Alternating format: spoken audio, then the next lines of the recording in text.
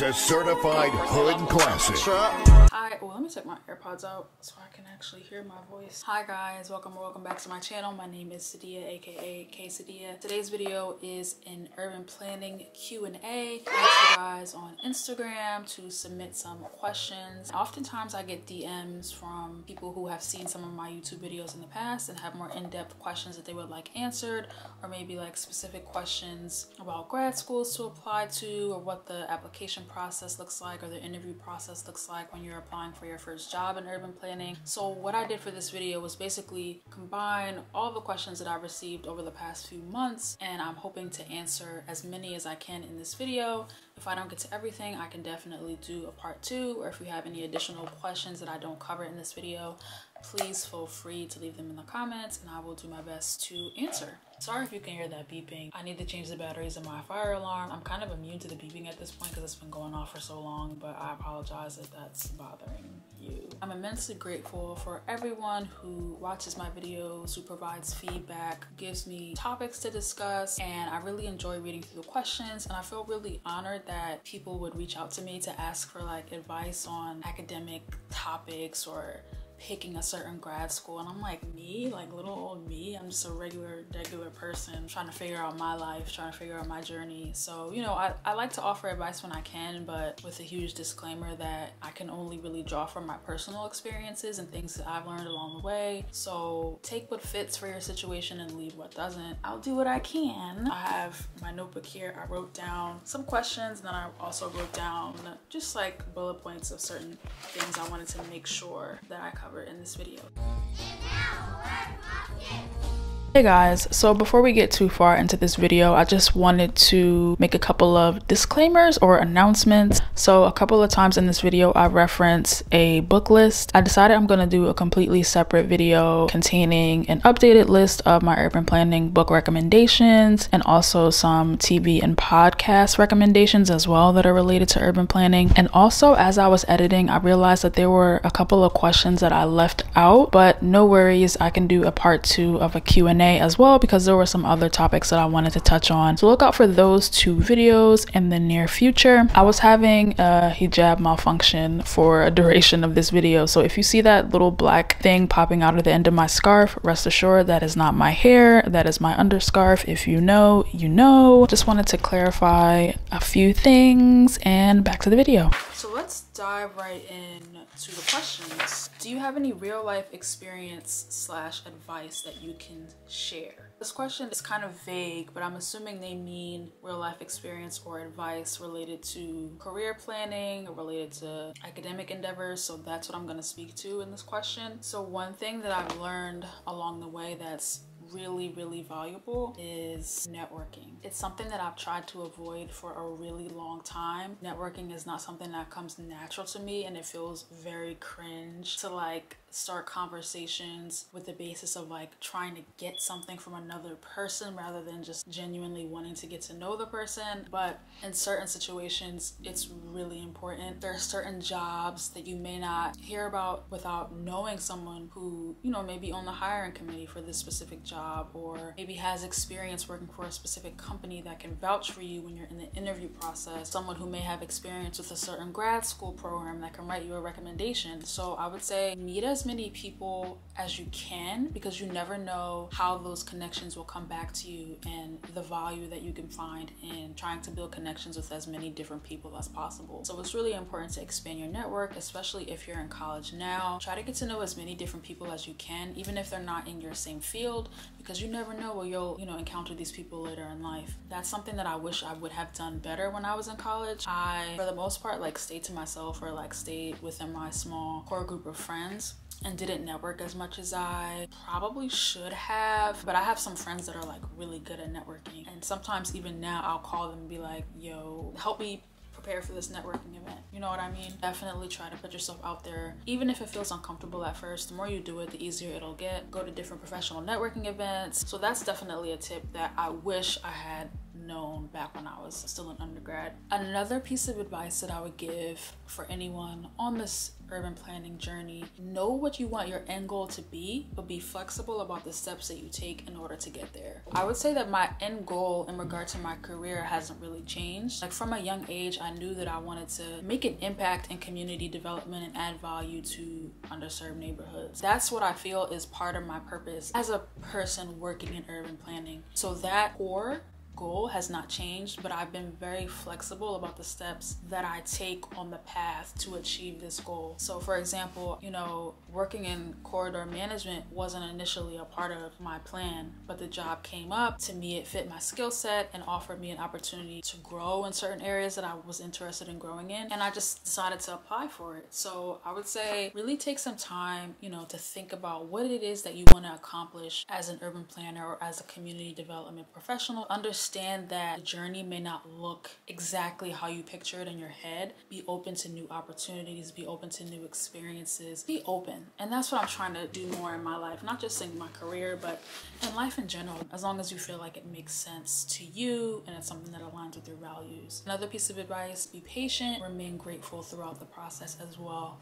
You know, some of you may be in the process of applying for grad school programs or applying to a lot of different jobs, and at some points in that process, it can feel really emotionally draining, and I've been there several times, just feeling like I don't really see the end goal, or I lose sight of the end goal, and sometimes that can happen when you're like in the thick of it. So I would just say really try to be patient and just remain grateful for all the opportunities that are coming your way. Some opportunities that you may not see yet, but remain optimistic that they are coming for you and that you'll see them soon. Continue to put in that work, do what you need to do in order to prepare yourself to be ready when these opportunities present themselves. What are the best universities for urban planning? It depends on what you're looking to gain from an urban planning program. Different programs have different areas of focus, different specialties. So if you want to do a program that focuses on housing, there may be specific universities that are geared toward housing specifically within urban planning. Or if you want to focus on sustainability, there may be another school that is more geared toward that aspect. So I would say definitely take some time to think about what exactly you want to get out of your urban planning degree, and then go through and research and see what schools fit your priorities. I just started with like the US News World Report. I started with the rankings and then just kind of went through and picked out schools that I felt were in areas where I would be open to living in for 2 years. And I would say more so for urban planning than other programs, location does matter, because a lot of your research will most likely be in the city where you're going to school. If you're looking at USC, for example, USC has a really good planning program. You'd be working in LA. So think about, would you want to do urban planning research in Los Angeles? That was one reason why I chose to go to school overseas, was because I knew that I wanted to be in London and I wanted to learn in what I consider to be a global city. Also consider, when you're looking at schools, consider the cost, practical skills that you'll learn. What are things that city planners and private developers can do to improve a community while also minimizing displacement due to gentrification? That's a really good question. One of the most important aspects of urban planning and neighborhood development is being a good listener.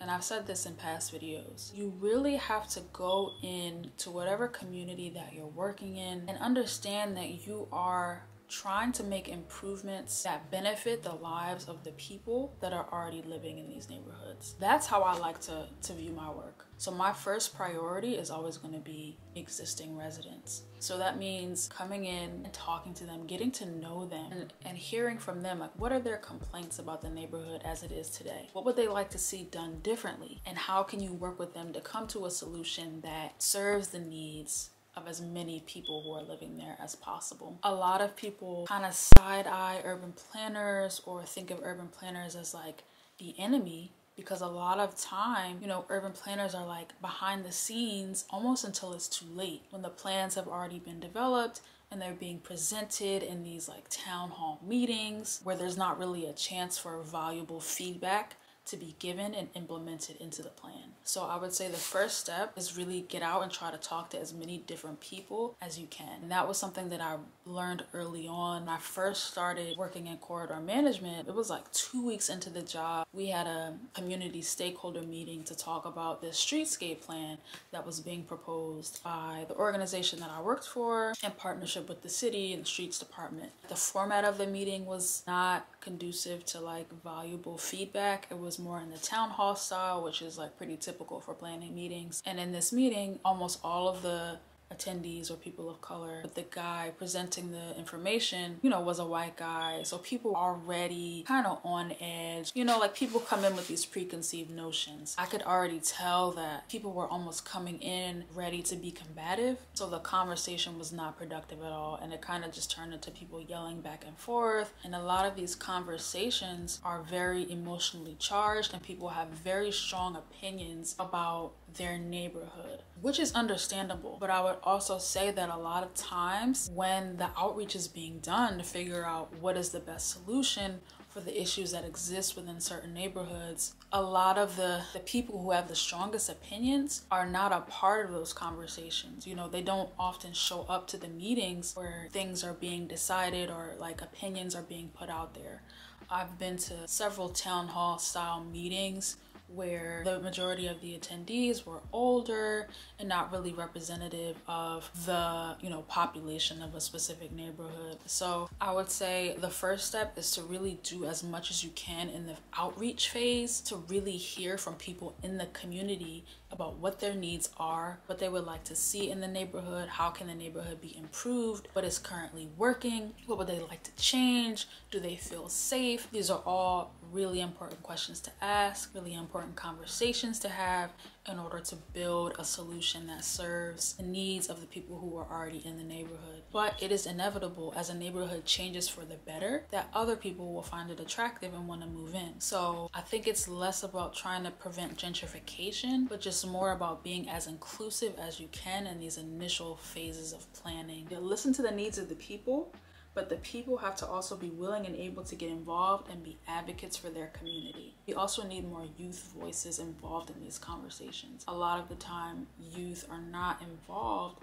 in the conversations about changing neighborhoods, and a lot of the decisions directly affect them. I feel like that was a very long-winded answer, but I hope that I made sense. For people who are interested in participating in planning or even learning more about planning, but maybe don't have the formal education, there are really amazing programs such as the Citizens Planning Institute, which is in Philly. I'm not sure if they have similar programs in other cities, but I would assume that they do. Basically, it's like an 8-week program in partnership with Philly City Planning that helps citizens become engaged in the planning process, learn more about how urban planning works so they can feel empowered to participate in these conversations, really engage in shifting the narrative around urban planning and around planners being the ops.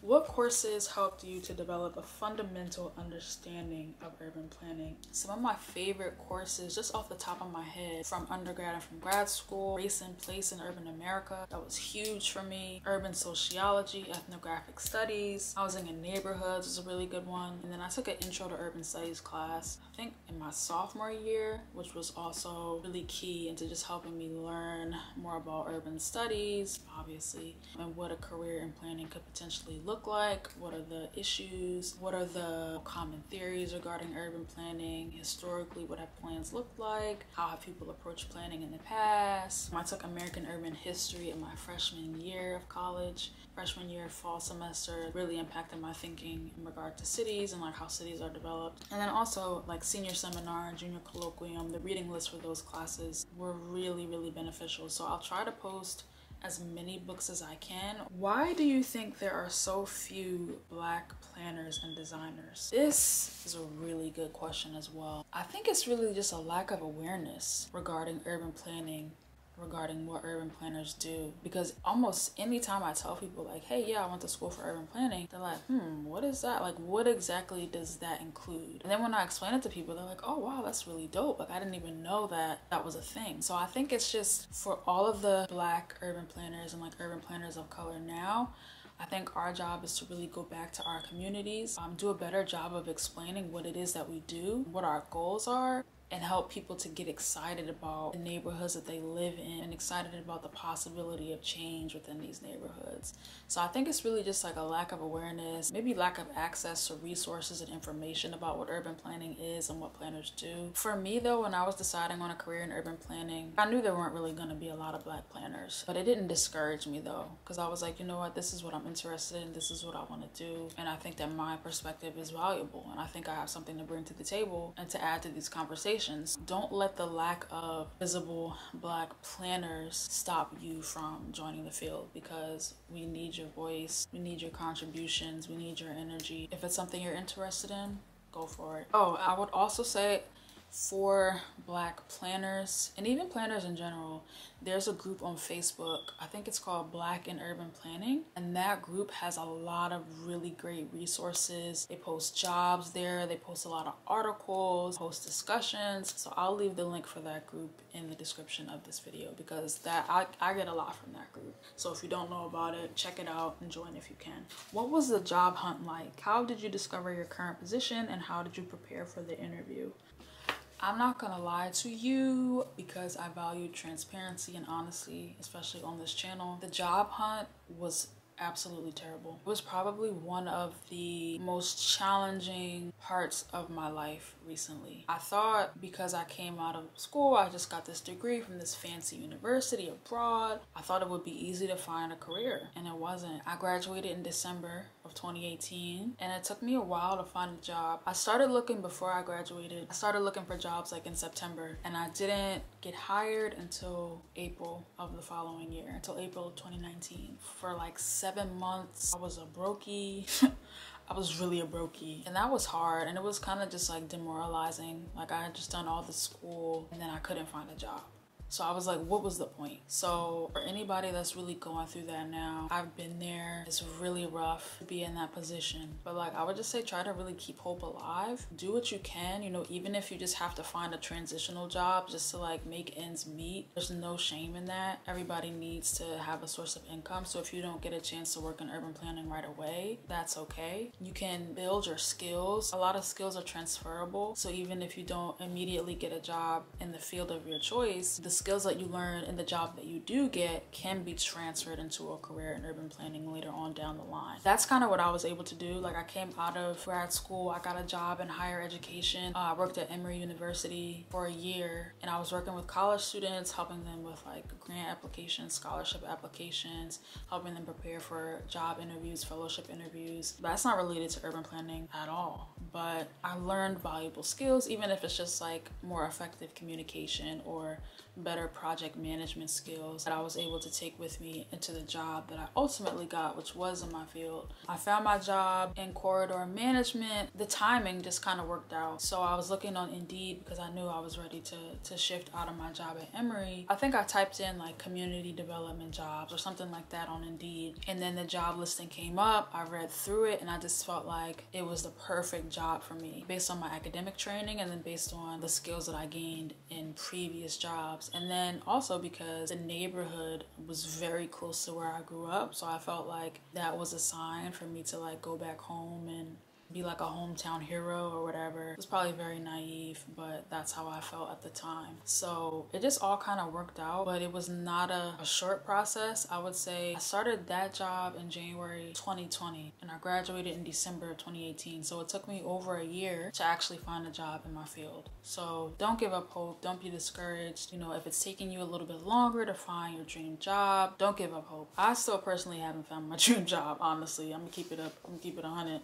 You know, I'm no longer working in corridor management. I don't think I said that in the beginning, but recently I was given a promotion. So now I actually work in construction project management for the same organization, but in a slightly different role. And I think when I transition out of this role, I'll be able to say, hey, I have these construction project management skills along with a degree in urban planning. And I'm like, boom. To me, that's like a really killer combo. So I'm excited for the growth opportunity after I leave this position, move on somewhere else, hopefully making some more money. You know what I mean? How did I prepare for the interview? I'm a very anxious person, and I think in some situations that can be beneficial. So in situations like job interviews, I tend to like over prepare and research as much as I can before my interview for the corridor management job. I like basically went through, looked at the company, read all about the history, read all about the CEO, went through the job description, basically picked out the skills that I felt I could highlight on my resume that like fit with the skills that they were looking for, wrote out past experiences that I felt aligned with the job, thought about what I'm bringing to the role, what value I would add to the company. I came prepared with questions to ask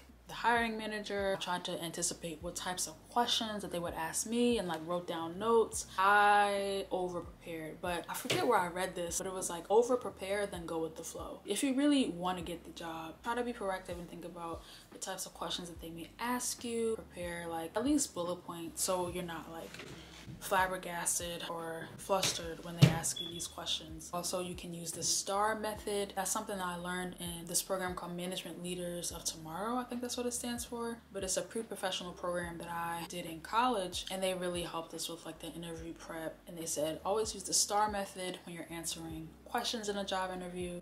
So it's like talk about the situation, the task, actions, and the results. Talk about whatever value you added to a certain situation or to a certain project, and really emphasize your importance within the role that you're speaking of. What are some changes you see to how cities are planned in the future, considering COVID, work from home, and its impacts? That's a good question too. I'm gonna drink some water while I think about this.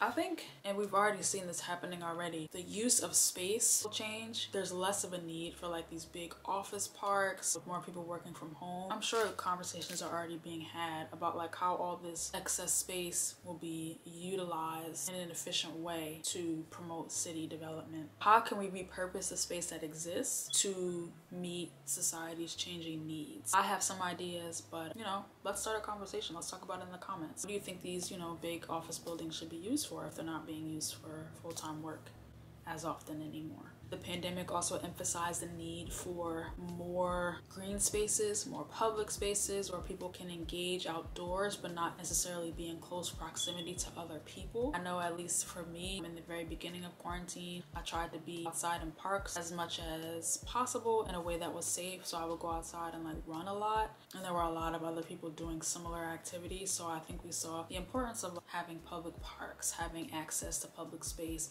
having access to outdoor spaces. And then also public spaces, parklets, and then streeteries or like street eateries. A lot of restaurants in the height of the pandemic were offering outdoor seating. Some restaurants, at least in Philly, have kept this outdoor seating. So that's also changed the way that we engage in public spaces. Some streets are now closed off for cars to make, you know, a special accommodation for these like outdoor restaurant configurations. And also another thing that we've seen as a result of the pandemic, a lot of people are moving out of cities because they don't necessarily have to be in the city because they're not working in an office necessarily anymore.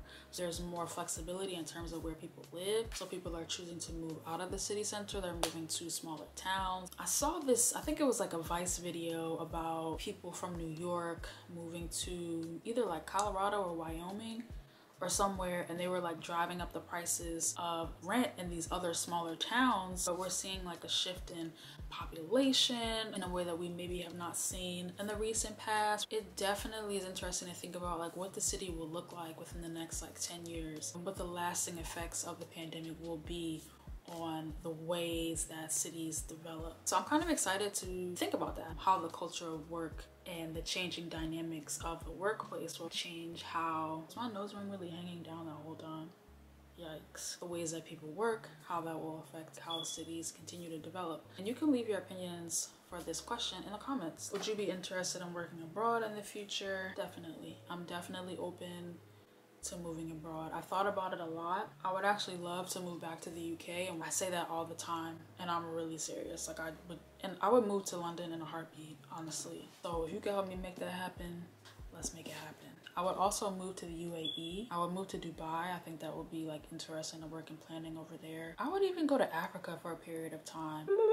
What was the process like for applying to grad school abroad? To be honest, I don't think it was much different than applying to the schools that I applied to in the States. I think the schools that I applied to in the UK, it appeared that they had more of an emphasis on like a certain GPA requirement that would have to be reached in order to have like an unconditional acceptance into the program. But I think because my program was so small, that wasn't really an issue. And then there also, GRE was optional. You know, I was able to use like the same draft of my personal statement for all the schools that I applied to and just like tweaked it a little bit. So honestly, the process of applying wasn't much different. If you're interested in going to grad school abroad, do some research just to see like what scholarship programs exist. There are some scholarship programs that aren't connected to specific universities but are like general scholarships. It's harder to find grad school scholarships than it is for undergrad, but they do exist, so you just have to really do your research, ask around. The other difference, I think like the main difference applying to grad schools abroad, I heard back about my application really quickly. I think it was within like, I want to say 6 weeks. So I knew that I had a conditional acceptance at the end of January, but I didn't get an unconditional acceptance until like June, which was weird. That's like the biggest difference I think between American universities and UK universities. Like if you're admitted in America, you're admitted. There's no conditional acceptance, but apparently that's a thing in the UK. It's like you'll be admitted as long as you show proof of certain things. So they may want to see like improvement on your overall GPA, on your final transcript, and you can't actually attend until you have an unconditional offer of acceptance on a place in your specific program that you've applied for. How can you do urban planning grad school for free? Try to find as many scholarships as you can. I remember when I was doing I went to the Accepted Students Day for the Penn Planning program, and they were saying that typically they don't offer scholarships for grad school because you're expected to kind of work your way through the program. So like be working at the same time as you're going to classes and be able to like pay your own way or take out loans. It's not really ideal, and grad school is expensive. I would just say really just start the scholarship hunt as early as possible. Get creative in terms of like funding sources. Reach out to your alumni network at your undergrad institution and just see what's out there. Yeah, but it may take some like finessing and some piecing together of like different funding sources. I took out loans even though I had a full scholarship undergrad, but the financial aid program at Columbia is garbage, but that's a story for another day. A long story actually. Can I do economic development and urban planning together as one career? Definitely. If you pursue a role like corridor management, that definitely brings together like economic development and urban planning. How are you doing with your urban planning career? Honestly, I'm gonna keep it 100. In some ways, I feel like I've lost steam. It's been difficult at times because some of the community development projects that I worked on recently, there was a disconnect between my values and the larger values of the organization.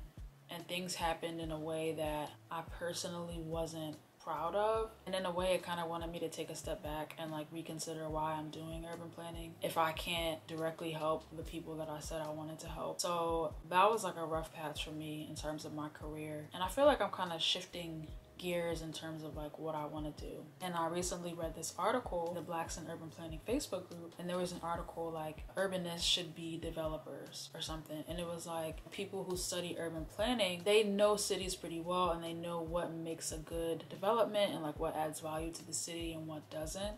So more urban planners should be getting into real estate development. And I thought that was interesting. So it's something that I also want to pursue in the near future, getting into real estate development, but maybe pursuing that more heavily because I really want to create community conscious developments.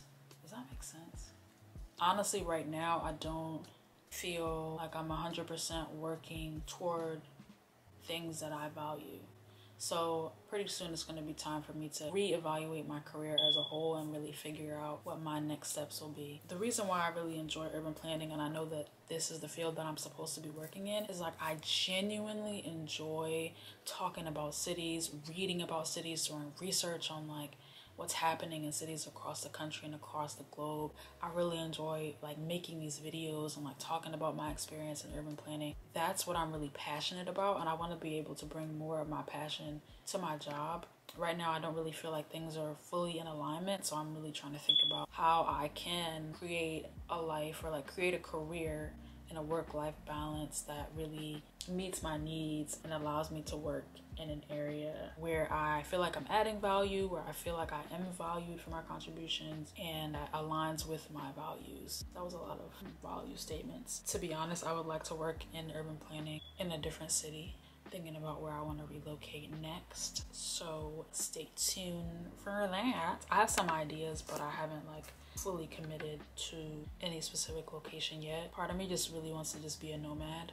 It's not sustainable long term, but like for right now, when I don't have kids or like a man for real, like I can like, you know, do what I want. But anyway, I'm getting off topic. Yeah, that's where I'm at in terms of my career. I'm moving up the corporate ladder, but not necessarily in a way that I want to. How did you get past imposter syndrome? I could do a whole video honestly on imposter syndrome. Let me know if you'd like to see that in the comments. Something that comforted me was realizing that almost everyone at some point in their life experiences imposter syndrome, experiences that feeling of not feeling good enough, but not necessarily having the proof for these feelings of not being good enough. Something that I've struggled with a lot, still struggle with it to this day. Not as much in my career, but in other aspects of my life, especially when I'm just starting things and I put all this pressure on myself to get things perfectly or to be really good at things, and then I feel like I'm faking it, or you know what I mean? So it's difficult, but I've heard this quote. This was about a year ago and I wrote it down, so let me find it. So I was on this Clubhouse room. This was like over a year ago and Clubhouse was still popular. They were talking about imposter syndrome, and one of the speakers described it as having temporary memory loss, forgetting about how amazing you are and how many amazing things you've done. So one of the things that she suggested in order to combat imposter syndrome is to keep track of your wins. You could keep this in a journal. I had a manager one time who would call it a brag book. So like writing down the things that you've accomplished. They can be at work and school, or even just in your personal life, things that you've done that make you feel proud. In your moments when you're like really in your head or not feeling good enough or comparing yourself to your peers, you can have this brag book to go back to just remind yourself of like how dope you are. You know what I mean? Like you've just forgotten temporarily, but you're dope. And this book will hopefully remind you of that. So if you think that would be helpful for you, that's something that I would definitely encourage you to do. Your worth doesn't depend on the job title that you have, how much money you make, or how many people you can influence. You are worthy just because you are. But your value in terms of your career can go up or down depending on your experience. If you want to bring more value to the table, actively seek out experiences that will look good on your resume. Make sure you're building the skills that apply to the careers that you are pursuing. I hope you feel a sense of comfort in knowing that everybody at some point goes through imposter syndrome. A lot of the time, I dealt with it a lot, especially in college, just feeling like maybe it was a mistake that I was admitted to Columbia, that I wasn't smart enough, and that there were other students who were doing a lot more than me and just more like eloquent than I was. So I just really doubted myself in a lot of ways, and I held myself back because my self-doubt was so strong. I have a lot of regrets now because I allowed my self-doubt to get in the way, especially in urban planning. It's a field that there aren't many minorities,